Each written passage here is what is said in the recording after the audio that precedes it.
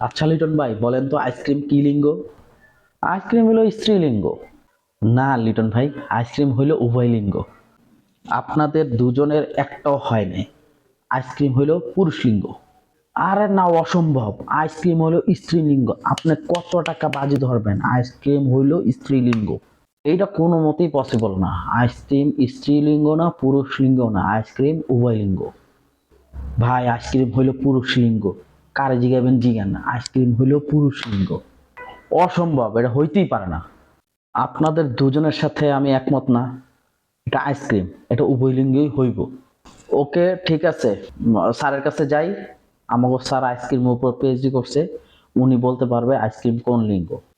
চলেন, আইসক্রিম স্ত্রীলিঙ্গ না পুরুষ লিঙ্গ তা প্রমাণ হয়ে যাব, চলেন। আচ্ছা চলেন। স্যার আসসালামু আলাইকুম। কি খবর মাহবুব সাহেব? হঠাৎ সবাই আমার রুমে? স্যার একটা প্রশ্ন করতে আসলাম।